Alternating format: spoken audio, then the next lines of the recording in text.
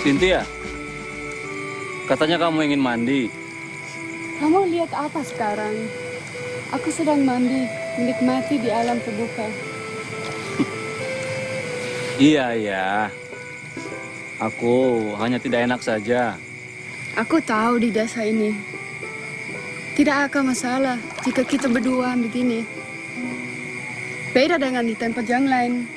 Kalau berdua begini, bisa ditangkap. Pelura juga mengakui, hampir semua warga di sini tidak ada yang menikah resmi. Mereka pilih hidup serumah. Kamu pasti salah paham. Jika mereka tidak menikah resmi, bukan berarti mereka menganut seks bebas. Iya, aku tahu. Masalahnya adalah harmoni.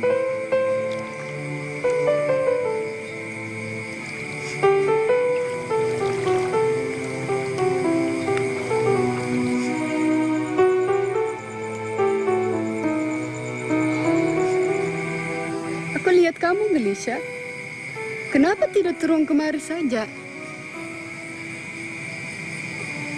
Cynthia, kamu jangan menggoda saya begini. Kamu tahu kan, saya seorang guru. Percayalah, aku tidak akan jatuh cinta sama kamu. Aku kemari membawa patah hati. Kamu memang tidak membawa cinta, tapi kamu membawa birahi. Dan itu yang dibawa bangsamu ke negara-negara ketiga. Aku akan membawa anak-anak Samin itu ke rumah. Aku akan mengajari mereka di rumah.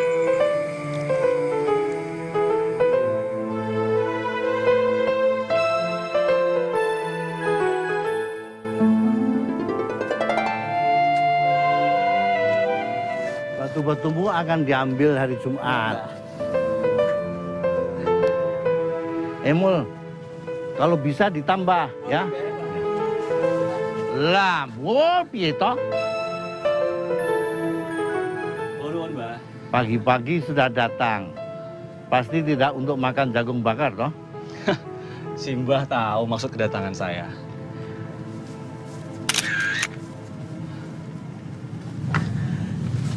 Opo maneh iki? Pada intinya kan kamu mau mengajak anak-anak itu masuk sekolahmu kan?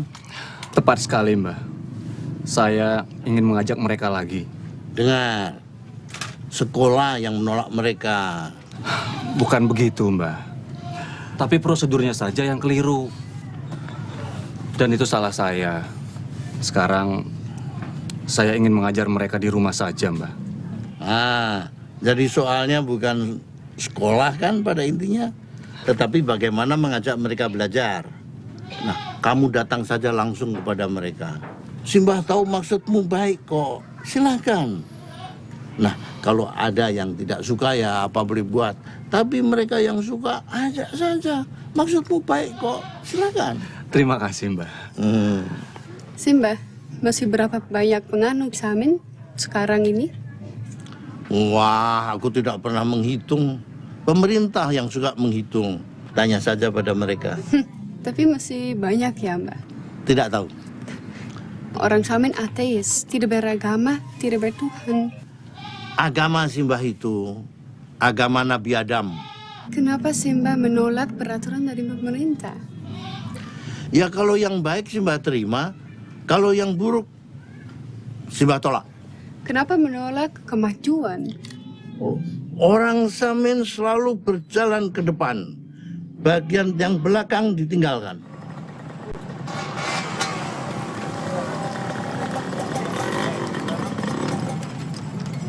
Nah, kebetulan. Jadi kalian lihat sendiri. Ada orang asing yang mandi di sedang itu. Orang asing? Maksudnya perempuan bule itu, Pak? Bukan itu. Tapi 2 orang laki-laki. Iya Pak, kami lihatnya. Kalian bisa mengenalinya? Kalau ketemu lagi, ya masih ingat Pak. Mereka peleran dari penjara itu ya Pak? Mungkin. Ini kalian kemana-mana naik motor sudah punya SIM belum? Kalau belum, sana. Bikin di kabupaten. Jangan malas, kayak wong Samin. Gak mau ngurus surat-surat. Ntar tak tangkep sampean. Sim. Yakin.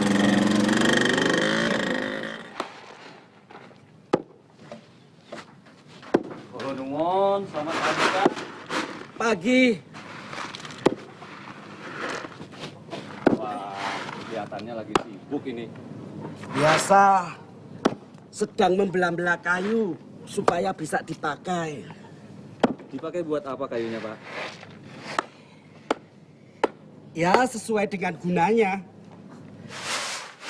Kayu ini untuk menyalakan api. Api untuk memanaskan tungku.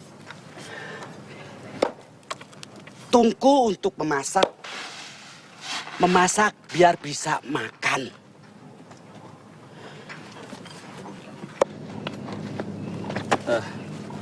Tadi kami habis dari rumah Simbah. Kami bicara soal Kliwon. Mau disekolahkan lagi? Pak Lurah sudah melarang kok. Iya leh Pak, ora usah.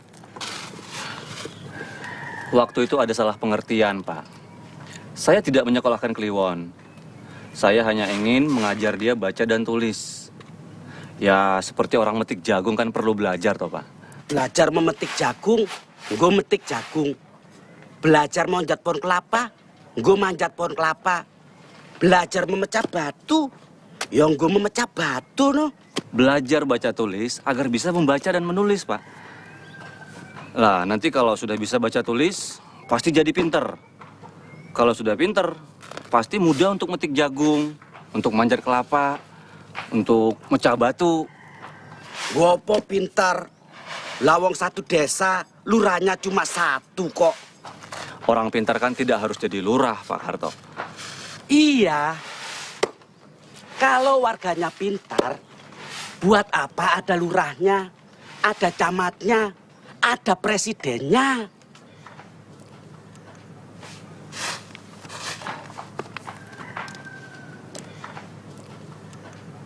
Kliwon, Ya Pak, kamu senang tidak sekolah? ya senang saja. Nanti ikut ke rumah Bapak mau? Mau Pak. Pak Karto, saya mohon Kliwon diizinkan datang ke rumah saya.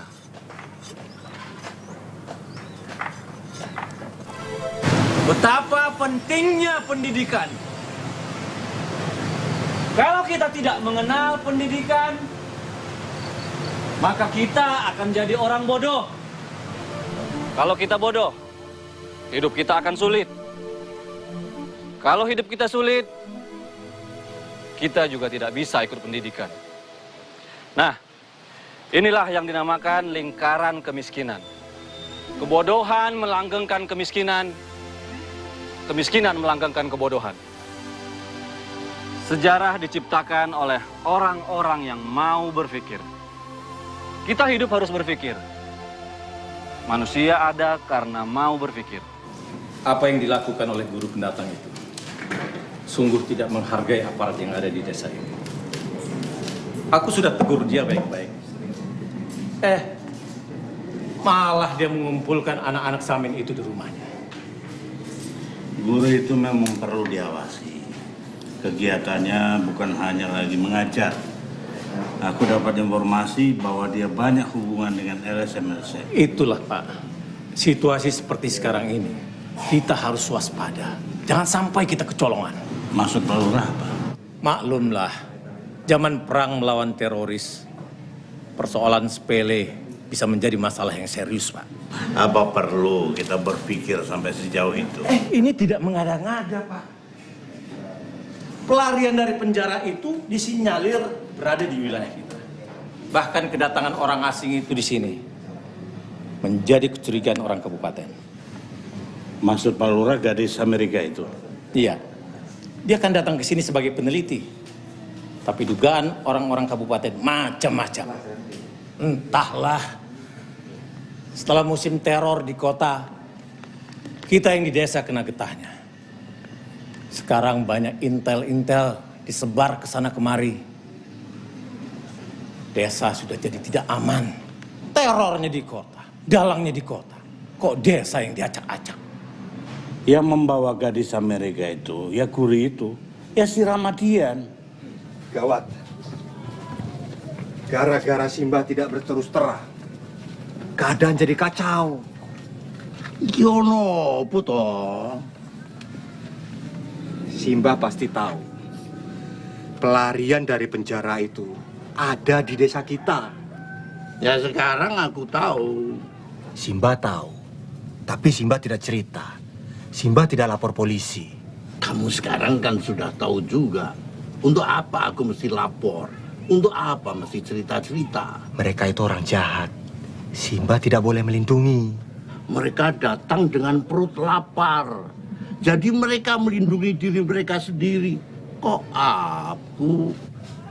Simba tidak bisa begitu. Mereka itu pelanggar hukum. Orang yang melindungi pelanggar hukum berarti ikut melanggar hukum, Mbah. Orang yang tidak bisa menegakkan hukum berarti juga melanggar hukum. Di sini ada hukum, di tempatmu ada hukum. Aku tidak melanggar hukum di sini. Gini saja, Simba beritahu aku di mana mereka bersembunyi. Aku tidak tahu.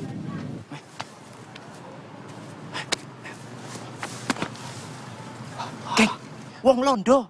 Iya. Hari ini tidur sama dia. Perasaanku tidak enak. Kita akan ditangkap polisi ya? Entahlah. Aku tidak bisa berpikir lagi. Nah, sekarang kamu rasakan sakitnya orang tidak bisa berpikir. Ini persoalan serius. Simba tidak bisa main-main lagi. Nanti Simba bisa tersangkut perkara pasal melindungi penjahat. Wala, aku tidak percaya pasal-pasalmu itu kok. Kalau Simba tidak mau bantu aku, nanti yang datang malah polisi-polisi dari kota. Mereka main hantam kromo, Mbah. Loh, kalau mereka mau menangkap pelarian-pelarian itu, silakan saja. Tangkap mereka, cari sendiri. Saya tidak akan menghalangi kok. Simba tidak melapor, itu tandanya sudah menghalangi. Aturan mana itu? Kenapa saya mesti lapor-lapor kepada kamu? Apa saya pegawai kamu? Sikap Simba ini berbahaya. Tahu tidak, Mbah? Orang-orang di kota mulai curiga kalau desa ini jadi sarang penjahat. Orang di kota itu selalu curiga. Itu sebabnya hidup mereka tidak bahagia. Curiga-mencurigai itu membuat orang cepat jadi tua. Nanti orang-orang akan pikiran kalau desa ini sarang teroris. Oh, sekarang ini zamannya curiga loh, Mbah. Curiga boleh saja. Menuduh boleh juga. Tapi kan harus ada buktinya. Aku ini polisi baik loh, Mbah. Makanya aku cerita semua. Malahan di kota mulai ada yang ngomong kalau desa ini dicurigai ada aliran sesat. Itu kan gawat. Kalau sampai mereka berpikiran di desa ini ada sarang teroris dan aliran sesat. Waduh, desa ini bisa diserang oleh polisi dan tentara-tentara. Lah aku, yang polisi desa ini, bisa berbuat apa, Mbak? Loh. Sekarang siapa yang sedang menteror? Siapa yang sedang kisuh pikirannya?